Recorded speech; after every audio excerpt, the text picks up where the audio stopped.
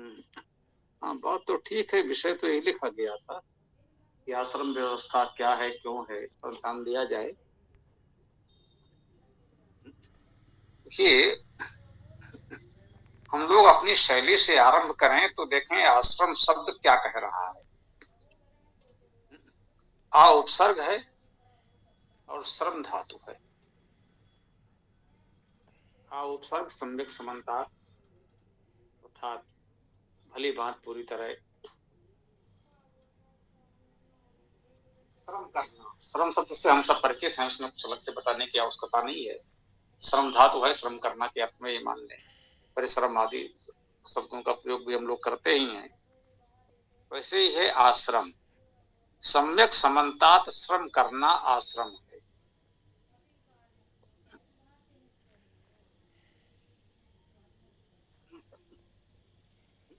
इसी प्रकार से ऋषियों के आश्रम होते थे। वहां आश्रम का भाव ही यही है कि सब लोग वहां पर समन्तात श्रम करते हैं अपना। ऐसा नहीं है जो एक से सांसारिकता आप कहते हैं। राजमहल में, गृहस्थ में जो संपन्न वर्ग के लोग हैं, उनके यहाँ सेवक आदि हैं कार्य करने के लिए, और वो उन्हें कोई श्रम करने की आवश्यकता नहीं होती। तो ऋषियों के आश्रम में तो आइए और श्रम कीजिए। जो भी है वो सभी छोटे बड़े किसी भी स्तर का व्यक्ति हो, राजा हो, राजकुमार हो या सामान्य कोई हो, सब लोग एक समान श्रम पूर्ण दिनचर्या का पालन करते हुए अध्ययन अध्यापन करते रहे। आश्रम शब्द का अर्थ तो ये हुआ। ये जीवन में 4 आश्रम की बात की जाती है। पहला है विद्यार्थी जीवन, ब्रह्मचर्य आश्रम कहते हैं। फिर गृहस्थ आश्रम, फिर वानप्रस्थ आश्रम और संन्यास आश्रम। ये 4 आश्रम कहे गए हैं। कह सकते हैं हमारा पूरा जीवन ही श्रम करते हुए बीतता है। श्रम विहीन जीवन इस व्यवस्था में संभव नहीं है। विद्यार्थी श्रम पूर्वक विद्या अर्जन तो करता ही है, निर्वाह के लिए भोजन आदि की व्यवस्था भी वो श्रम से जुटाता है। सामान्यतः वनों के बीच या वनों के निकट गुरुकुल आश्रम होते थे, तो फल लकड़ी आदि वन से विद्यार्थी ले आते थे, उससे निर्वाह होता था। निकट के ग्रामीण क्षेत्र में गए, कुछ भिक्षा ले आए, उससे निर्वाह हो रहा है। गृहस्थ में तो आजीविका का श्रम और पूरी व्यवस्था चलाना, सबसे प्रमुख आश्रम तो गृहस्थ ही कहा गया है। उसमें भी यही कहा गया है कि शेष तीनों आश्रम गृहस्थ पर ही आश्रित हैं। वास्तव में अर्जन तो गृहस्थ ही करता है, वही बच्चे का भी पोषण करता है, विद्यार्थी का भी, और जो वृद्धजन है उनका भी पोषण वही करता है, किसी भी रूप में हो, तो अपने परिवार के माता पिता आदि हो या समाज के हम विद्वान आचार्य सन्यासी आदि कह सकते हैं, तो सबका पोषण तो गृहस्थ ही करता है। ये दूसरा सबसे महत्वपूर्ण आश्रम गृहस्थ का है। वानप्रस्थ में ये कहा गया है कि अब गृहस्थ के जंजाल से धीरे धीरे मुक्त हो जाए। बच्चे बड़े हो गए, घर का दायित्व उनको दे दीजिए। जो भी कार्य व्यवसाय है, कृषि व्यवसाय आदि जो कुछ भी है, वो गृह व्यवस्था उनको दीजिए और उन्हें अपने तरीके से करने दीजिए। आप एक संरक्षक की भूमिका में हो सकते हैं, उन्हें आवश्यकता होगी तो आपके अनुभव का लाभ उठाएंगे, कहीं कुछ आपसे विचार विमर्श कर लेंगे। संन्यास की अवस्था है कि आप इसमें से भी मुक्त हो लीजिए। अब घर परिवार से कोई लेना देना नहीं, पूरा समाज ही हमारा परिवार है, वसुधैव कुटुंबकम। भिक्षाटन करते हुए जहां जो भिक्षा मिल गई ग्रहण कर लिया, नहीं कोई बात नहीं। ये 4 प्रकार की जीवनचर्या है। अब एक इसमें ये कहा गया कि 25 वर्ष तक ब्रह्मचर्य आश्रम या विद्यार्थी जीवन, उसके पश्चात 25 वर्ष तक गृहस्थ आश्रम। ये बात बहुत व्यवहारिक लगती है, बहुत सीमा तक ये बात व्यवहारिक है, पहले भी रही होगी, अब भी है, आगे भी लगभग ऐसा रहेगा। अभी भी आप देख रहे हैं कि विद्यार्थी जीवन, सामान्य अध्ययन, फिर विशेष पाठ्यक्रम और ये सब करते हुए आजीविका की खोज करते हुए 25 वर्ष की आयु तो हो ही जाती है। कहीं आजीविका में लगने पर होता है कि हाँ भाई अब गृहस्थ में प्रवेश किया जाए। ये व्यवस्था प्राकृतिक और व्यवहारिक है मानव समाज में, वो अभी भी चली आ रही है। इसके लिए कोई निर्देश, निर्णय, कोई धर्म कर्म की व्यवस्था नहीं है, स्वाभाविक रूप से हो रहा है। ब्रह्मचर्य या विद्यार्थी जीवन और गृहस्थ जीवन तो चल रहा है। उसके पश्चात तो कहीं कहीं तो ऐसा होता है कि बच्चों को दायित्व सौंपकर मुक्त हो लेते हैं, परिवार में पड़े हैं, अब कह देते हैं भाई हमको 2 समय का भोजन चाहिए और अपना तुम लोग चलाओ, हमें क्या है। कुछ लोग होते हैं बहुत अधिक आयु तक भी पूरा लगे रहते हैं, तो वो कहा है कि धीरे धीरे आप इस गृहस्थ के जंजाल से मुक्त हो, जो कुछ हो सके अध्ययन, साधना, उपासना करें और आनंद में रहें। बाद में हो सके तो संन्यास ले लें। वानप्रस्थ की स्थिति है छोड़ने का प्रयास करना, धीरे धीरे मानसिक रूप से पूरी तरह मुक्त हो लेना। तो ये एक सामान्य सी व्यवस्था है जो मनोवैज्ञानिक है, स्वाभाविक है, और उसको कहीं किसी ने किसी भी ग्रंथ में व्यवस्थित रूप से वर्णित कर दिया है। तो ठीक बात है, जो समाज में हो रहा था, जो ठीक लगा, उसको व्यवस्थित रूप से कह दिया गया। अब बात आती है कि संन्यास को कुछ लोग कहते हैं कि भाई युवावस्था में संन्यास लें कि न लें, कैसे करें। तो इसमें अवश्य आपको देखना होगा कि जो आयु कही गई है 75 वर्ष की आयु तक व्यक्ति जीवित रहे, अच्छी बात है। 75 वर्ष की आयु में यदि संन्यास लेना चाहेगा कोई व्यक्ति, तो व्यवहारिक रूप से ये बाबा जी के कोई आश्रम उस सन्यासी को स्वीकार नहीं करें। सब युवा सन्यासी चाहते हैं जो उनके लिए उपयोगी हो, उसके पास श्रम शक्ति हो, कार्य कर सके। 75 वर्ष की आयु का सन्यासी तो किसी आज के देखिए तथाकथित बाबा जी के आश्रमों में भी जो पहले से हैं, उन्हीं के लिए इस आयु में वहां भी निर्वाह कठिन हो जाता है। और इस वर्ष की आयु में कोई संन्यास लेना चाहे तो आपने सुना नहीं होगा, बहुत दुर्लभ होगा। तो हमें ये देखना चाहिए कि जितना व्यवहारिक हो। इस समय मनुष्यों ने, कुछ लोगों ने इसको इस तरह निर्धारित किया होगा, समाज के लिए, जीवन के लिए एक उपयोगी चर्या है, जितना उचित लगे अपना लें। हम तो यही कह सकते हैं। वेद में कुछ सूत्र संकेत मिलेंगे, ये भी ठीक है। ब्रह्मचर्य सूक्त तो हम लोगों ने वेदांत में दे भी दिया है, और भी बातें आई ही हैं, तो उस रूप में उसको देखें, समझें, आगे आप लोग विचार करें।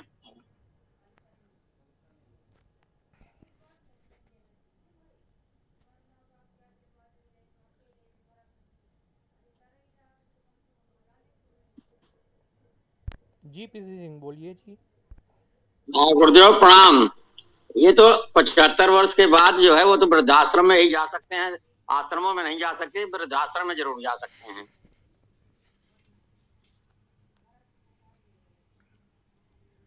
जी ठीक बात है, यही हमने भी कहा, यही आपने भी कहा, व्यवहारिकता तो यही है।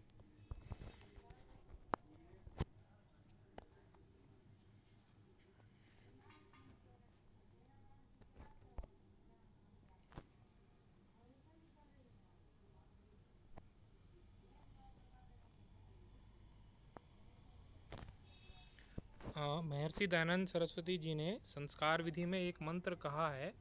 उस मंत्र के आधार पे महर्षि दयानंद जी ने कहा है कि उपनिषेदुर अग्रे कि ब्रह्मचर्य आश्रम को पूर्ण करने के बाद भी संन्यास हो सकता है।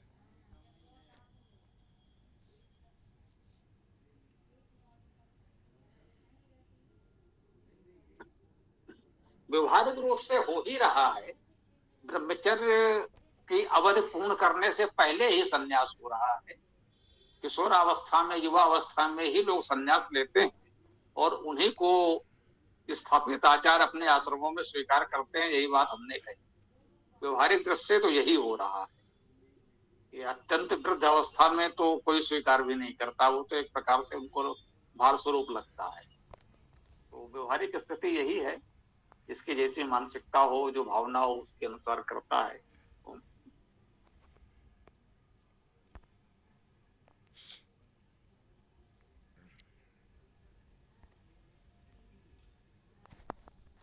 महर्षि दयानंद जी ने सत्यार्थ प्रकाश में भी कहा है कि जो व्यक्ति गृहस्थ आश्रम और वानप्रस्थ करके संन्यास लेता है, उससे जो ब्रह्मचर्य से सीधा संन्यास लेता है, तो ब्रह्मचर्य से सीधा संन्यास जो लेता है वो ज़्यादा उन्नति को प्राप्त होता है, और जो गृहस्थ और वानप्रस्थ करके लेता है वो उतनी उन्नति को प्राप्त नहीं हो सकता।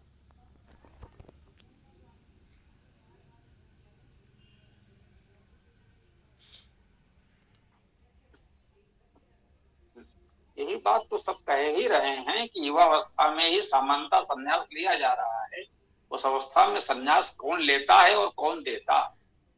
व्यवहारिक दृष्टि से देखिए तो सभी की यही स्थिति है। तो यहीं पर तो ये बात उठती है कि जो 4 आश्रम की बात है, ब्रह्मचर्य, गृहस्थ, फिर वानप्रस्थ, फिर संन्यास, इस रूप में तो संन्यास कहीं फलित हो ही नहीं रहा। ये तो आपको खोजना पड़ेगा कि व्यवहारिक रूप में ऐसे कितने लोग हैं वर्तमान में या इतिहास में, भूतकाल में, कि 75 वर्ष की आयु के पश्चात किसी ने संन्यास लिया। ऐसा तो कोई दुर्लभ ही आपको मिलेगा। मेरे लिए भी कठिन हो रहा है कि मैं आपको कोई उदाहरण बता पाऊंगा इस संदर्भ में। किसी के जानकारी में हो तो अवश्य बताइए।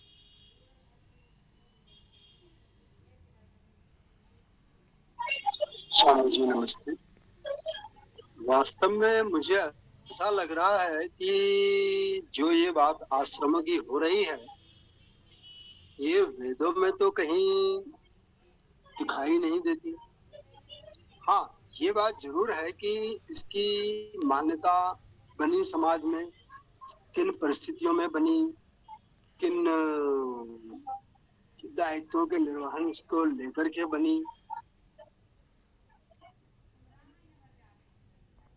ये एक सामाजिक व्यवस्था तो हो सकती है जो समय समय पर परिस्थितियों और राजनीतिक उथल पुथल से प्रभावित होकर के वर्तमान समय तक चली आई।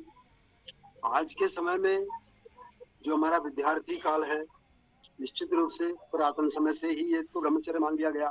जो ब्रह्म में, ज्ञान में, विशालता के अंदर विचरण करे सो ब्रह्मचर्य। उसके बाद विवाह संबंध की बात चली तो व्यक्ति अपना परिवार का भरण पोषण करने में सक्षम हुआ, तो ये भी आ गया।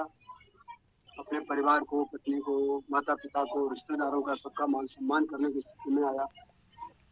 उसके बाद हमारे समाज के अंदर जो लोग बड़े हैं उनके प्रति हमें ज्यादा संवेदनशील होना, ये भी आया। तो जो लोग ज्यादा बड़े हैं निश्चित रूप से वो परिवार से थोड़ी दूरियां बनाते हैं। भाई दूसरों को उन्होंने दायित्व दे दिए, अपने अधिकार दे दिए, तो या तुम लोग संभालो, अपना आवश्यकता पड़े तो परामर्श करना, नहीं तो कोई बात नहीं। लेकिन इसको अगर हम ये बोलें कि तो वैदिक है, ये बात कहीं से भी समझ में नहीं आ रही।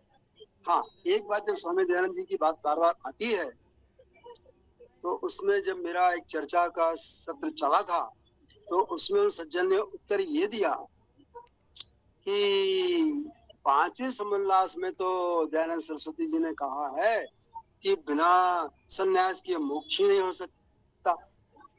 तो ये दयानंद सरस्वती जी के अपने विचार तो हो सकते हैं,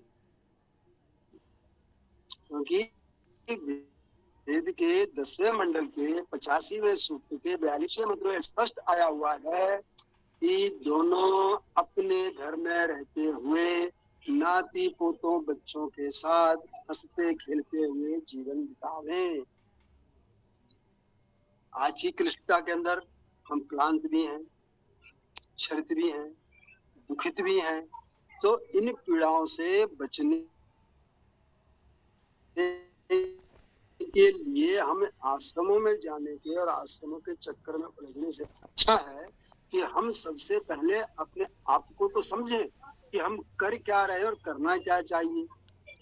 उस पर हमारा ध्यान बिल्कुल नहीं जा रहा। कभी हम किसी बाबा के पीछे जाते हैं, कभी उनके आश्रमों में चले जाते हैं। उससे हमारे अंदर एक तो भटकन भी बढ़ता है और मानसिक अशांति तो जहाँ की तहाँ है। तो सबसे पहले हम अपने आप को समझें, अपनी स्थितियों को जानें और उनसे बाहर निकलने के लिए किसी अनुभवी विद्वान ज्ञानी व्यक्ति से उस संबंध में परामर्श लेकर के उनसे बाहर निकले। जब हम खुद सुखी होंगे, दुख से रहित होंगे, तब फिर हम परिवार और समाज के बारे में कुछ सोच सकेंगे। और जब हम परिवार और समाज के बारे में सोचेंगे, वही तो हमारे लिए सारे आश्रमों का फलित होना होगा। बुद्ध काल के अंदर दिखाई देता है कि ये चीजें घटते घटते सन्यास बड़ी प्रखरता से सामने आया।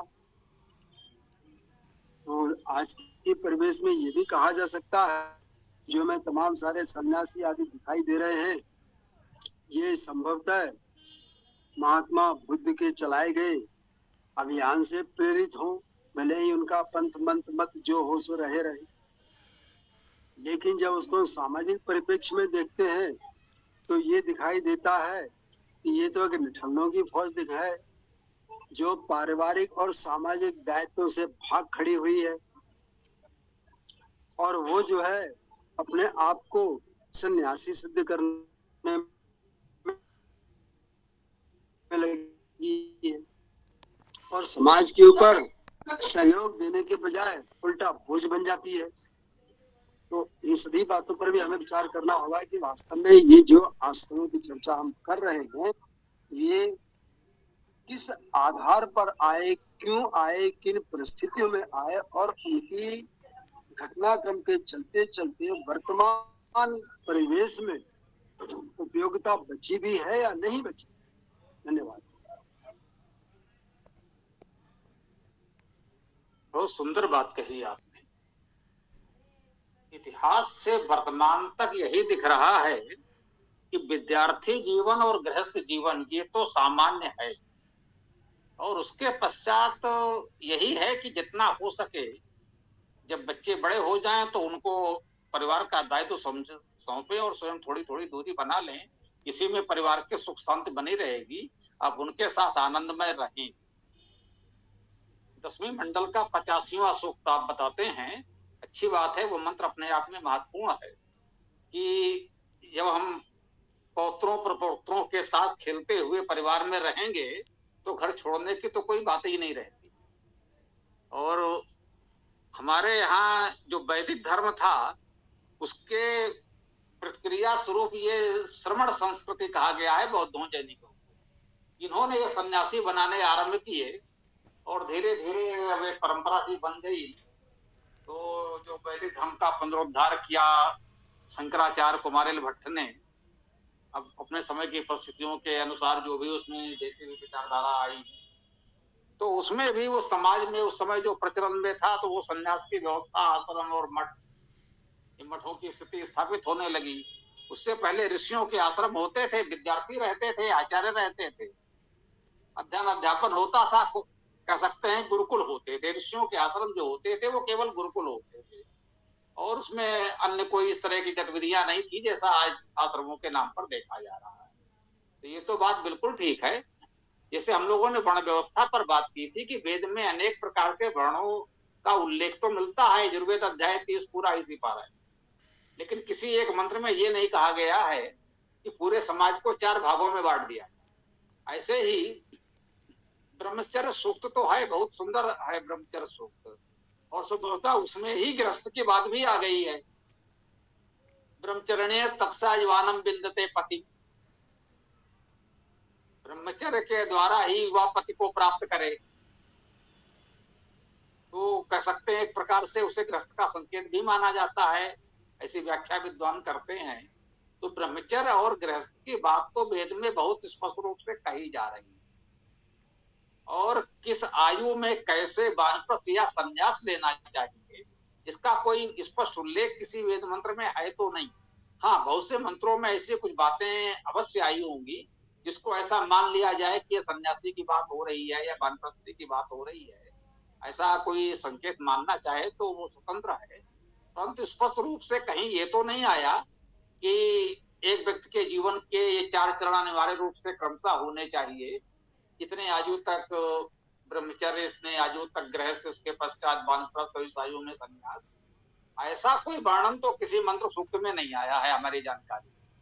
हाँ, यदि भाई ठीक है, वेद में हो सकता है कहीं हो, यदि कोई ऐसी जानकारी देगा तो फिर उसको समाहित किया जाएगा।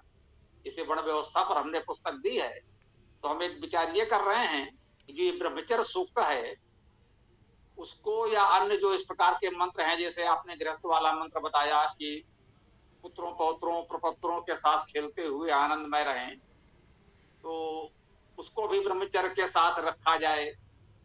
अन्य भी कोई इस प्रकार के मंत्र मिलते हो तो रखा जाए। तो यह इस प्रकार से आश्रम व्यवस्था पर अलग पुस्तक बना ली जाए, या वर्ण व्यवस्था वाली में जोड़ दिया जाए, वैदिक वर्णाश्रम व्यवस्था करके बना दिया जाए, तो ऐसा जो भी उपलब्ध है वो किया जाएगा। लेकिन कहीं एक स्थान पर जीवन को इस प्रकार से 4 भागों में बांट देने की व्यवस्था तो अब तक मेरी जानकारी में नहीं आई है। कहीं किसी को ऐसा कोई मंत्र मिले तो बताइएगा, उस पर विचार अवश्य किया जाएगा। जी, तो जैसा आप लोग सोच रहे हो कि केवल ब्रह्मचर्य और गृहस्थ ही है वेद में, ऐसा मैं भी पहले सोचता था। लेकिन मैंने फिर बहुत सारे सन्यासियों विद्वानों से पूछा, तब उन्होंने मुझको बताया कि नहीं, ऐसा नहीं है। विशेष करके अथर्ववेद में 4 आश्रमों का वर्णन है, ऐसा उन्होंने बताया। फिर मैं ढूंढने लग गया कि भाई 4 आश्रमों का वर्णन है कि नहीं। तो अथर्ववेद कांड 11 सूक्त 5 जो कि ब्रह्मचर्य सूक्त है, उससे तो ब्रह्मचर्य आश्रम स्थित हो ही गया। फिर यजुर्वेद अध्याय 8, वहाँ पे गृहस्थ आश्रम का वर्णन आया है। उपयाम ग्रहीतो असि आदित्यभ्यस्त्वा विष्णुरुगायेस एस्ते सोमम तम रक्षस्व मा त्वा धवन, ऐसे पूरा अध्याय ही है। ऐसे ही अथर्ववेद कांड 14 पूरा गृहस्थ आश्रम के लिए है। अब बात आई वानप्रस्थ और सन्यास की, तो लोग इसका विरोध इसलिए करते हैं, जो कि मैंने भी किया था शुरू में, कि क्योंकि वर्तमान में जो सन्यासी लोग हैं वो 4 वेद पढ़ते नहीं हैं और लड़ाई झगड़ा करते रहते हैं। तो लोगों को लगता है कि यार ये क्या है, ये तो वेद में नहीं होगा। जबकि वस्तु स्थिति ये है, सही बात ये है कि अथर्ववेद कांड 9 सूक्त 6 और अथर्ववेद कांड 15, इसमें विशेष रूप से व्रात्यो अतिथि करके, अतिथि शब्द विशेष रूप से आया है। जिसके आने जाने की कोई तिथि ना हो वो है अतिथि, जो है परिव्राजक, उसका वर्णन विशेष रूप से आया है। और वहाँ इतना गंभीर उसको मतलब सम्मान दिया गया है कि जिससे स्पष्ट होता है कि वो ऐसा वैसा अतिथि नहीं है कि कोई भी ऐरा गहरा नत्थु गहरा आ जाए और हम बोलेंगे कि आ जाओ बैठो हमारी सारी संपत्ति ले लो, है ना। ऐसा वैसा नहीं है वो। वहाँ अथर्ववेद में आया है स्पष्ट रूप से कि अतिथि वही है जो श्रोत्रिय है, जो वेद का विद्वान है। तो अतिथि वेद का विद्वान है, वो पूर्व दिशा में चला, दक्षिण दिशा में चला, उत्तर दिशा में चला, है ना। और यदि वो व्रात्यो अतिथि ग्रहाना आगच्छेत, कि गृहस्थ आश्रमियों के घर में वो आया और वहाँ पे एक एक चीज़ का वर्णन कर रहे हैं परमात्मा, कि यदि 1 दिन रुकता है तो आपको इतना फल मिलेगा, 2 दिन रुके तो आपको और फल मिलेगा, अनगिनत दिन रुकोगे तो आपको अनगिनत फल मिलेगा। और इसी के साथ साथ ये भी कहा गया है कि जो गृहस्थ अतिथि से पहले अर्थात सन्यासी से पहले खा लेता है वो अपना सर्वस्व नाश कर लेता है। ऐसा वर्णन बहुत कई बार आया है, 1-2 मंत्र में नहीं आया है, एक सूक्त में भी नहीं आया है, अनेक सूक्तों में आया है। और अतिथि ये शब्द जो है वेदों में लगभग 104 बार आया है। तो इसके दृढ़ प्रमाण हैं कि प्रारंभ से लेकर अभी तक जो संन्यास आश्रम चला आ रहा है वो पूर्णतः वैदिक है। मैं भी आप लोगों की तरह शुरू में सोचता था कि नहीं यार ये नहीं होगा वेदों में, लेकिन मैंने जब पाया वेदों में तो मुझको भी स्वीकार करना पड़ा। बाकी लड़ाइयाँ तो मेरी भी हुई है बहुत से सन्यासियों से, लेकिन मैं ये बात अस्वीकार नहीं कर सकता कि वेदों में है या नहीं, वेदों में है।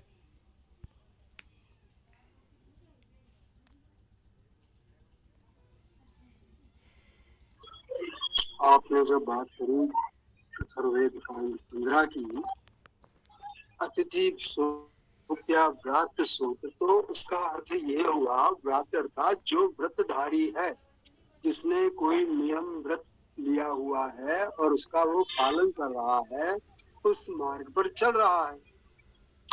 दूसरी चीज भी आती है उसी से जुड़ी, अतिथि अर्थात जिसके आगमन की कोई तिथि पूर्व सूचना नहीं है। लेकिन इससे ये कहीं भी सिद्ध नहीं होता कि ये आश्रम के लिए चर्चा हो रही है। ये चर्चा उनके लिए भी तो हो सकती है जो लोग समाज के अंदर प्रबुद्ध जन हैं, ज्ञानी जन हैं, अग्रणी लोग हैं, विद्वान हैं, जिन्होंने अलग अलग स्थानों का देशाटन तीर्थाटन करने के बाद में कुछ जीवन में भौगोलिक, सामाजिक रीति रिवाजों, स्थितियों, दशाओं दिशाओं के बारे में जाना। लेकिन ऐसा भी मैं समझिए कि आप अतिथि और व्राति का मतलब कोई घुमक्कड़ हो गया, कोई घूमता हुआ चला आया, वो नहीं है इसके अंदर कहीं से भी। तो इन बातों का हमें फर्क भी समझना होगा और उनके गुण अर्थ को भी समझना पड़ेगा कि ये आश्रम व्यवस्था के बारे में बात कही जा रही है या उससे जुड़े हुए किसी ज्ञानी जन, विद्वान, अनुभवी ऐसे व्यक्तियों के बारे में बात हो रही है। क्योंकि कहीं भी किसी भी परिस्थिति के अंदर संन्यास, सन मतलब भली प्रकार, न्यास मतलब पृथक, जो भली प्रकार से पृथक हो गया हो, तो पृथक तो कोई हो ही नहीं सकता। अगर मान ले कोई जंगल में भी जाके रह रहा है तो उसको भोजन पानी व्यवस्था के लिए कंद मूल फल कुछ तो चाहिए, जीवन कैसे कटेगा उसका, जीवित कैसे रहेगा। और अगर वो समाज के बीच में आता है तो उसे भोजन मिलता है, तो उसके जीवन यापन की व्यवस्था के लिए तो उसे समाज पर ही निर्भर होना है। तो ये बातें जो है सिर्फ उस तरह से हम उनको कपड़ाधारी समझ करके या रंग बिरंगा कपड़ा पहन करके एक ड्रेस कोड बना दे, उससे बातें स्थित नहीं होती। बातों को हमें ये देखना पड़ेगा कि उस व्यक्ति के मन में धारणा क्या है, वो व्यक्ति अपने मानसिक और सामाजिक स्तर की दृष्टि से किस ऊंचाई को पाया हुआ है। कई बार हमारे समाज के बीच में रहते हुए बहुत सारे लोग आते हैं संपर्क में, जिन्हें लोग परिवार के लोग या और उनके समाज वाले लोग बोलते हैं कि भैया ये तो परमहंस हो गए। परमहंस का मतलब उन्हें किसी से कोई सरोकार नहीं है। परिवार में जो बना रूखा सूखा मीठा खट्टा तीखा, उन्होंने इसको सहर से स्वीकार किया, अपनी क्षुधा तृप्त की और अपने जीवन क्रिया में व्यस्त। पढ़ना है तो पढ़ रहे हैं, चिंतन करना है तो कर रहे हैं, ध्यान लगाना है तो लगा रहे हैं, समाधिस्थ होना है तो हो रहे हैं, लेकिन किसी के झंझट झमेले से उन्हें कोई लेना देना। इस स्थिति को अगर आप संन्यास का नाम देना चाहो तो दे सकते हैं, लेकिन संन्यास के लिए ऐसा कोई पैमाना नहीं है, ना ही ऐसी कोई स्थिति बताई गई जिसको हम ये कहें कि ये संन्यास स्थिति आ गई और व्यक्ति को सन्यासी होना चाहिए।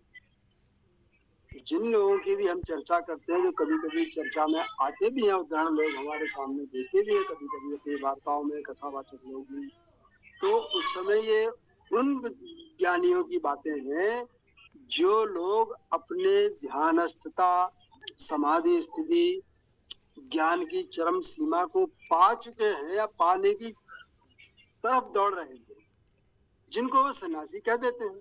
तो उनको तो कहा जा सकता है कि उन्होंने सब त्याग दिया, लेकिन उनकी जब हम चर्चा करेंगे तो ये इस परिप्रेक्ष्य में कहीं बनता ही नहीं जिसकी हम लोग समाज में बात करते हैं या जिसको हम अभी भी चर्चा कर रहे हैं, उससे बहुत दूर है वो स्थिति, एकदम अलग है। और ऐसे कुछ व्यक्ति हमको समाज के बीच में भी रहते हुए मिल सकते हैं, जो भी मैंने थोड़ी देर पहले ही कहा कि मैं इसको परिवार के लोग, समाज के लोग, रिश्तेदार लोग बोल देते हैं, अरे भैया ये तो परमहंस हो गए, अरे वो तो फलाने साहब परमहंस जी हैं।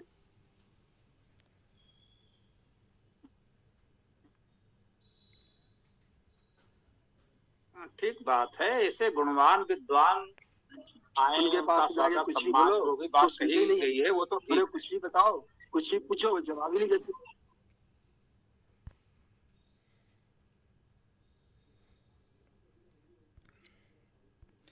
आप हरिश्चंद्र जी कृपया संस्कार विधि का संन्यास प्रकरण पढ़िए। वहाँ पे महर्षि दयानंद जी ने वेदों में विशेष रूप से प्रमाण दे करके कहा है कि संन्यास आश्रम जो है ये वैदिक है, और वहाँ मंत्र भी आया हुआ है, यो विद्यात ब्रह्म प्रत्यक्षम परुंसी यस्य संभारा ऋचो यस्य अनुक्यम सामानी यस्य लोमानी यजुर्हृदयम उच्चते परिस्तरणम इद्धवि यद्वा अतिथि पति। तो वहाँ पे लक्षण भी बता दिया है और योग्यता भी बता दी है कि किसको सन्यासी कहते हैं। पहले कहा गया कि यो विद्यात ब्रह्म प्रत्यक्षम, जो परमात्मा का साक्षात्कार करे, प्रत्यक्ष प्रमाण से परमात्मा का जो साक्षात्कार करे, और जिसने ऋग्वेद यजुर्वेद सामवेद को पढ़ा हो, और ऐसे ही पढ़ा हुआ नहीं, उसको अनुकूलता से जो जानता है वही संन्यास लेने के योग्य होता है। तो सन्यासी कोई ऐरा गहरा नत्थु गहरा को मैं नहीं कह रहा हूँ। सन्यासी वो है जो जिसने परमात्मा का साक्षात्कार किया है और जो चारों वेदों का विद्वान है। वेद मंत्रों में ऐसा ही लिखा हुआ है। तो अभी वर्तमान में चूंकि आप लोग देख रहे होंगे कि लोग वेद पढ़ते नहीं हैं, बस ऐसे ही चोगा धारण कर लेते हैं, जिनका गृहस्थ लोग बहुत विरोध करते हैं। मैं भी जानता हूँ ऐसे बहुत सारे लोगों को जो बहुत विरोध करते हैं कि भाई ये क्या है, ये तो कुछ पढ़े लिखे भी नहीं है, ऊट पटांग अंधविश्वास फैला रहे हैं। तो ऐसा नहीं है। वेदों के अनुसार ये है कि जो परमात्मा का साक्षात्कार किया हुआ है और जिसने चारों वेदों को पढ़ा है और अनुकूलता से उनको जो जानता है वही संन्यास ग्रहण करने में योग्य होता है। फिर अन्य शास्त्रों का उदाहरण दे करके महर्षि दयानंद जी ने कहा है कि जो षड दर्शन से रहित है उसका संन्यास लेना व्यर्थ है। अच्छा, और मैंने अभी तक ऐसा कोई शास्त्र नहीं पढ़ा है जहाँ पे आश्रम व्यवस्था का वर्णन नहीं हो। लगभग सभी शास्त्रों में आप देखिए, चरक संहिता में भी है, वेदों में तो है ही, मैंने उदाहरण दे दिया, मनुस्मृति में भी है, धर्म सूत्रों में भी है, चरक संहिता में भी है, तैत्तिरीय आरण्यक में भी है, शतपथ ब्राह्मण में भी है ना। लगभग सभी शास्त्रों में संन्यास का वर्णन हुआ है। इसलिए इस बात के प्रबल प्रमाण हैं कि वेदों में भी उसका वर्णन है, और जो मैंने बताया है वही सही है। अर्थात वो जो वेद मंत्र मैंने बताया कि जो ईश्वर का साक्षात्कार किया हुआ हो और चारों वेदों का ज्ञाता हो, केवल उसको संन्यास लेने का अधिकार है। और अथर्ववेद में एक मंत्र भी आता है कि ए स्वातिथि, जो अतिथि वही है जो श्रोत्रिय हो, अर्थात जो वेदों का विद्वान हो।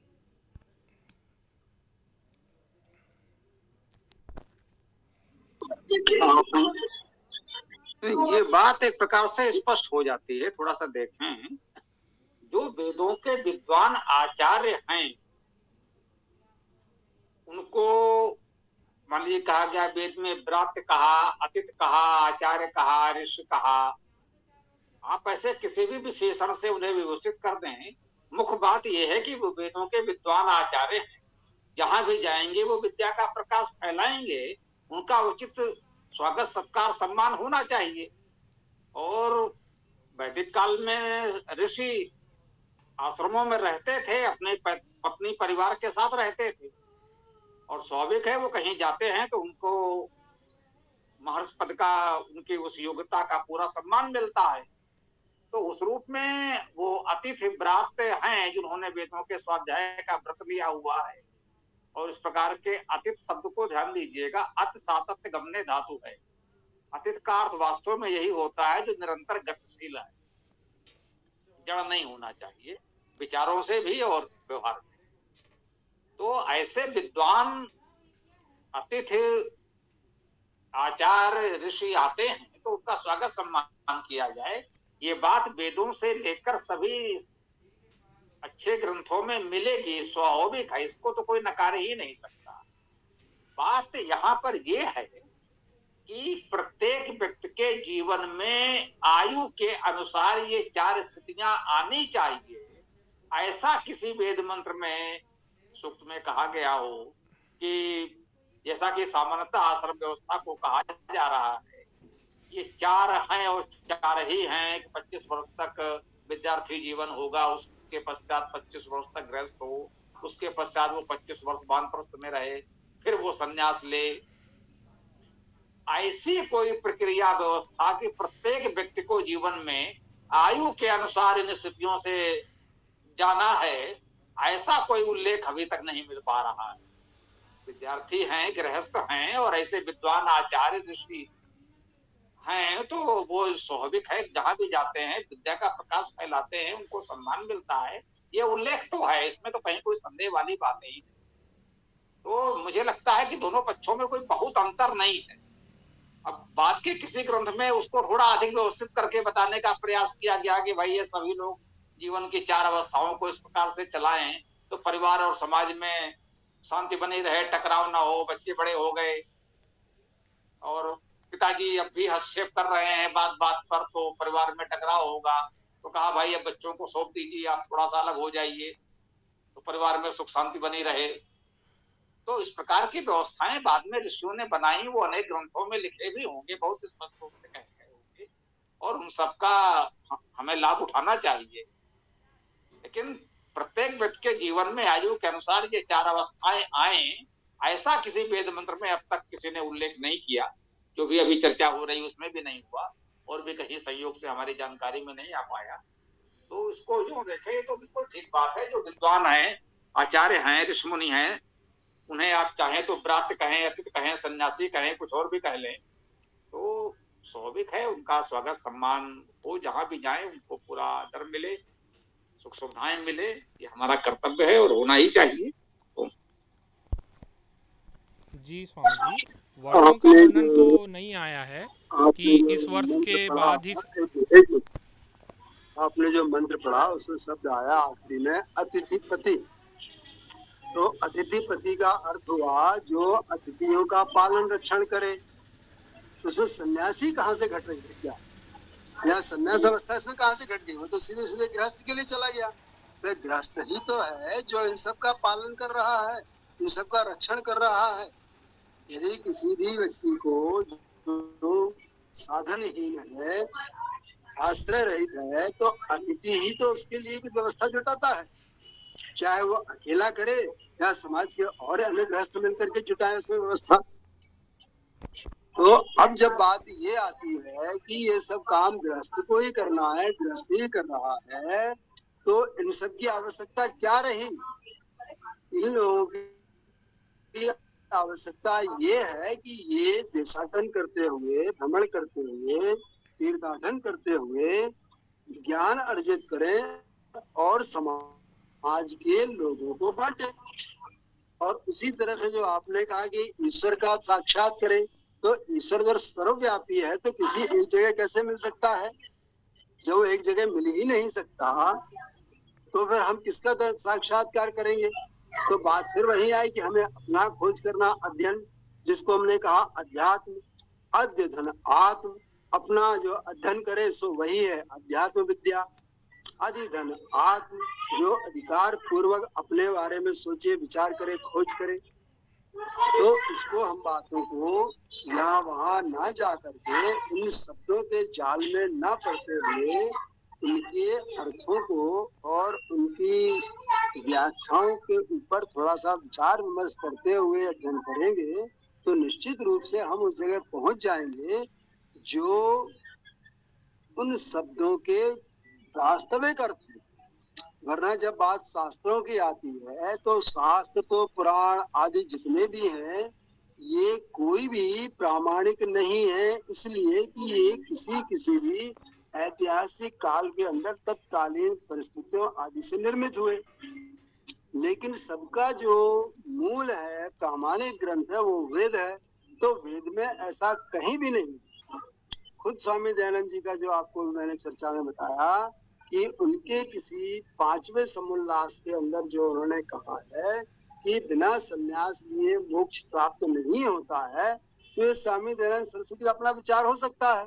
कबीरदास हुए, तुलसीदास हुए, सूरदास हुए, मीराबाई हुए, इनको तो जीते जी मोक्ष मिल गया, ठीक है, सन्यासी हुए कोई भी। तो इस तरह से आप जब चीजों को फैलते हुए देखेंगे और उस पर विचार करेंगे तो निश्चित रूप से आपके सामने से भ्रांतियां स्वतः दूर हो जाएंगी। जी, आपने मेरी बात को बिल्कुल नहीं समझा। मैं वो नहीं कह रहा था, अतिथि प्रति का मतलब मैंने आपको वैसा नहीं समझाया।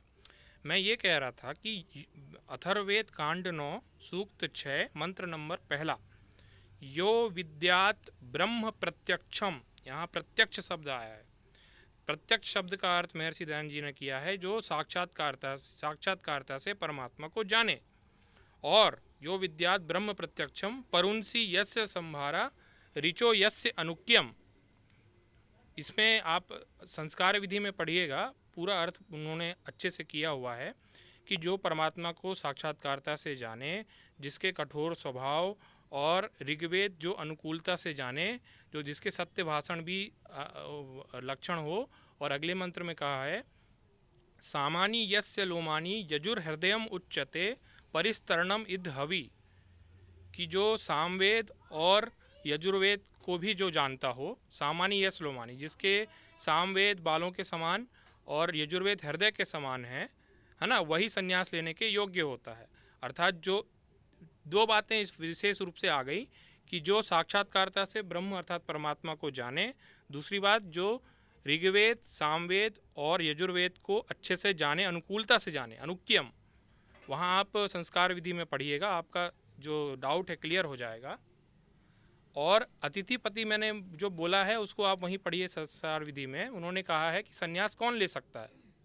पहली बात तो उन्होंने कही कि जो ईश्वर का साक्षात्कार किया हो, चारों वेदों का ज्ञाता हो, या फिर जो अतिथिपति हो, जो गृहस्थ अतिथिपति हो, अर्थात जो सन्यासियों का पालन करता है, जो सन्यासियों को अन्न, जल, वस्त्र आदि देता है, जीवन की बहुमूल्य चीज़ें देता है, वो भी सन्यास ले सकता है। अथवा करके वहाँ पे शब्द भी आया है।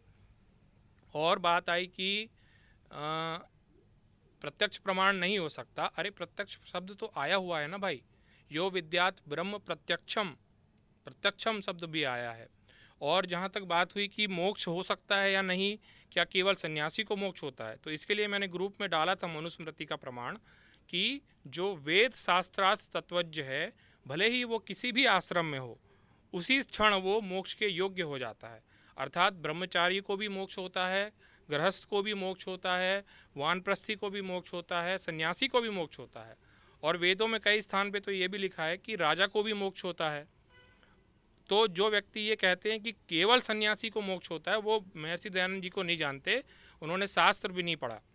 मनुस्मृति स्पष्ट कह रही है कि यत्र तत्र आश्रमे वसन वेद तत्वार्थ वेद शास्त्रार्थ तत्वज्ञो, कि जो वेद शास्त्र का तत्वज्ञ है वो भले ही किसी भी आश्रम में हो, उसको मोक्ष होता है।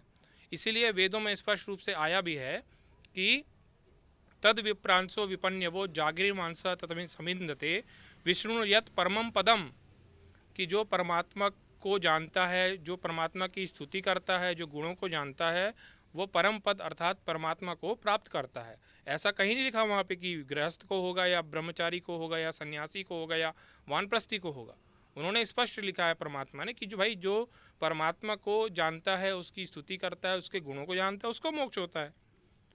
अब बात आई 4 आश्रमों की, तो मैंने तो एक ग्रंथ भी ऐसा नहीं पढ़ा जहाँ पे आश्रम व्यवस्था का वर्णन नहीं हो। लगभग सभी शास्त्रों में 4 आश्रमों का वर्णन है और मैं भी वैसा ही मानता हूँ। बाकी आपको जो तर्क लगाना लगाइए, मैं तो स्पष्ट हूँ क्योंकि वेद मंत्र से स्पष्ट है, मनुस्मृति से स्पष्ट है, उपनिषदों से स्पष्ट है, दर्शन शास्त्रों से स्पष्ट है ना, धर्म सूत्रों से भी स्पष्ट है, गृह सूत्रों से भी स्पष्ट है, लगभग सभी शास्त्रों से स्पष्ट है कि चारों आश्रम होते हैं और वो वेदानुकूल ही है। और जो महर्षि दयानंद जी ने अर्थ किया है, मैं उसी को मानता हूँ जो कि संस्कार विधि के संन्यास प्रकरण में है।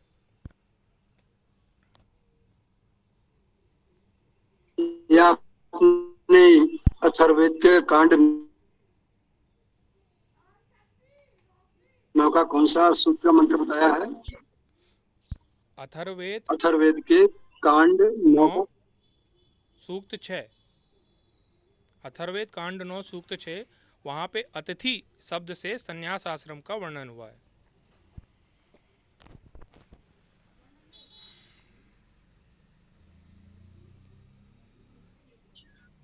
जी, मैं कह रहा था पहले कि विषय अगर सीमित रखा जाए तो काफी और स्पष्ट होता। तो जो भी इसके संदर्भ में वेद मंत्र हैं तो उन पर भी चर्चा करते। एक ही दिन में ये होता है तो वैसे इतना स्पष्ट नहीं हो पाता। ठीक है, तो अन्य किसी साथी का कोई प्रश्न हो तो रखे।